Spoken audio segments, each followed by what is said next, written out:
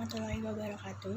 Kami dari kelompok 5 yang beranggotakan Sabrina Luna Rahelea, Dia Pratiwi, Vicky Aditya, Surya Ramadan, Koiru Rizky, dan Putri Setiawan ingin mempresentasikan hasil diskusi kami tentang kepemimpinan.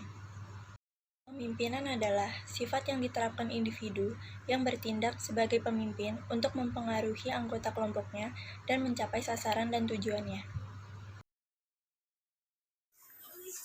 Sifat kepemimpinan. Seorang pimpinan mampu belajar dan melatih dirinya sendiri serta mampu mengajari, melatih, dan memberi contoh kepada orang lain yang dipimpinnya dengan tujuan ingin diperoleh atau yang diinginkan, yang bersifat tujuan bersama dan jujur, bertanggung jawab, dan tegas merupakan contoh sikap yang dimiliki oleh seorang pimpinan yang baik. Karena menjadi pemilik bisnis berarti pimpinan harus memiliki sikap leadership yang baik. Sebagai pemilik bisnis sekaligus leader dalam bisnis, pimpinan juga harus memiliki sikap dan kemampuan khusus untuk menjalankan tugas dengan baik. Berikut ada beberapa sifat dari kepemimpinan. Yang pertama, memiliki sifat jujur. Kejujuran adalah sifat yang harus dimiliki dan tidak boleh dilupakan oleh seorang pimpinan. Dengan memiliki sifat ini, karyawan akan lebih percaya dan dapat bekerja dengan tenang dan aman. Yang kedua, pimpinan yang bisa berkomunikasi dengan baik. Sebagai seorang pimpinan, berarti juga harus bisa berkomunikasi dengan baik ke seluruh karyawan hingga ke pihak eksternal perusahaan. Dengan memiliki kemampuan komunikasi yang baik, karyawan maupun pihak lain akan lebih mudah mengerti apa yang ingin disampaikan dan dilakukan. Yang ketiga, bersikap adil. Dengan bersikap adil, berarti pimpinan tidak boleh membeda-bedakan karyawan satu dengan karyawan yang lainnya, dengan hal yang dapat menimbulkan kecemburuan sosial antar karyawan yang bisa menyebabkan kehancuran dalam sebuah tim. Jika pimpinan yang adil akan lebih tahu pekerjaan apa yang pantas diberikan kepada karyawannya dan berapa gaji yang pantas diberikan kepada karyawan tersebut atas kerja kerasnya. Dengan memiliki sikap ini, karyawan akan lebih menghargai. Yang keempat, bertanggung jawab dan tegas.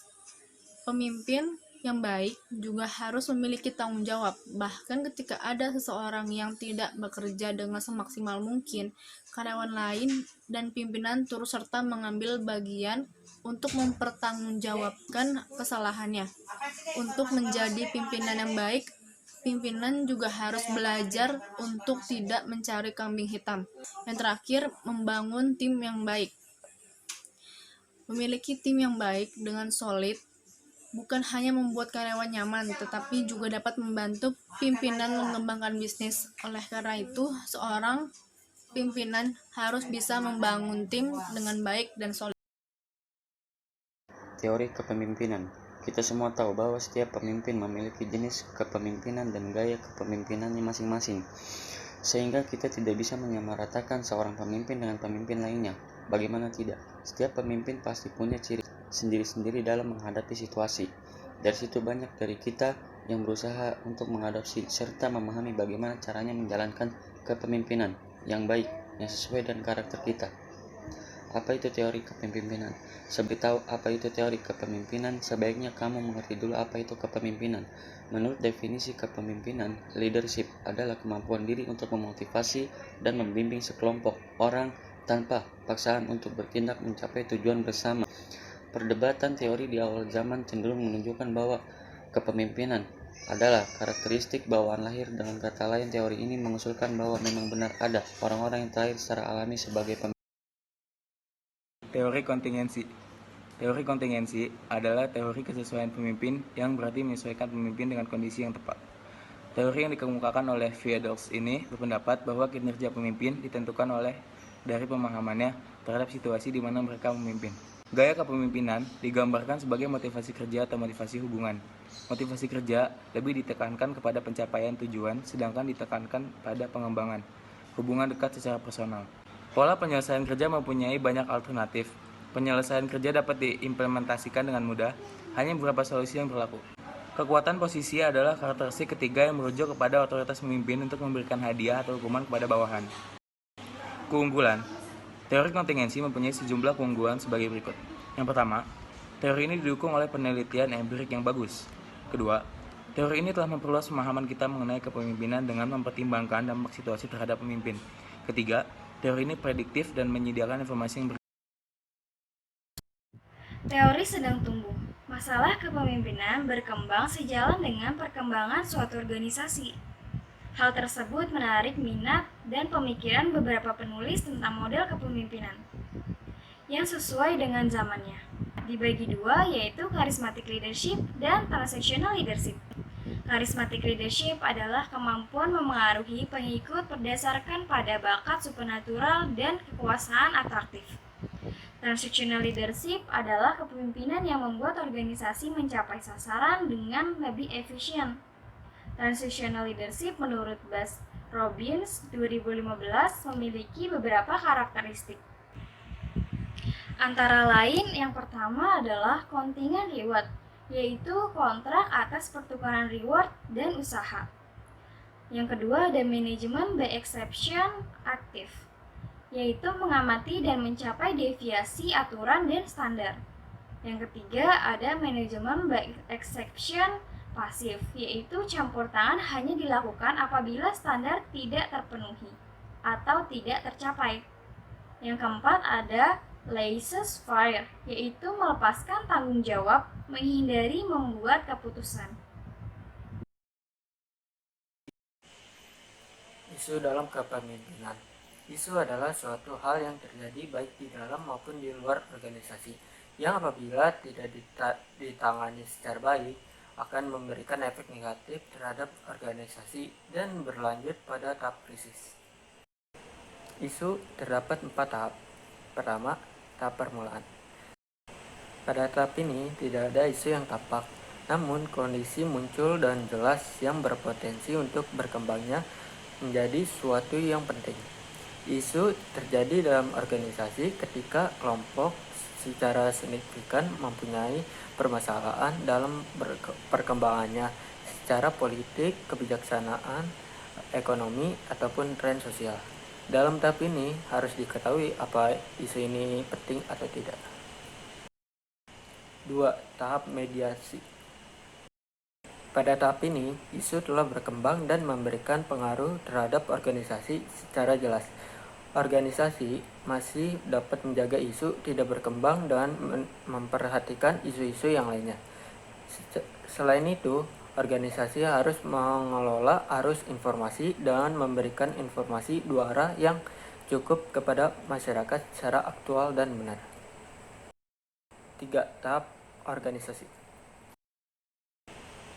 Tahap organisasi adalah di mana isu sedang berkembang dan menjadi topik pembicaraan yang berkembang menjadi krisis. Publik akan membentuk jaringan untuk mendesak organisasi melakukan suatu tindakan terhadap isu yang berkembang ini. Organisasi harus memberikan penanganan yang cepat dan melibatkan stakeholder. Dalam tahap ini, media memiliki peran yang penting karena kemampuan komunikasi massanya. Organisasi perlu melakukan pemantauan terhadap media. Diperlukan teknik media relation yang baik agar isu dapat meredah dan cepat.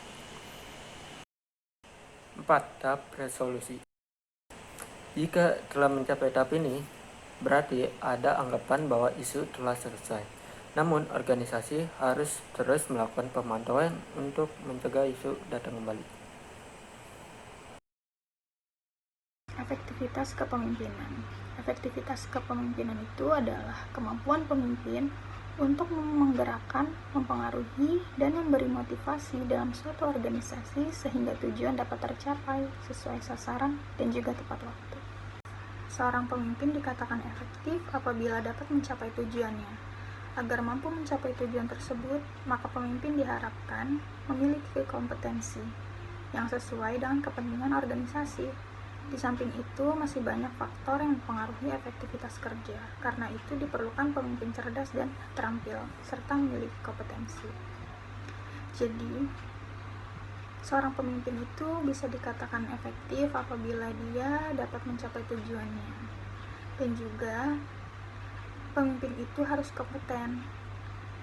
Harus kompeten terhadap apa yang dilakukannya, Kemudian juga dapat dipercaya, memahami siklus suatu janji jelas dalam permintaan dan penawarannya.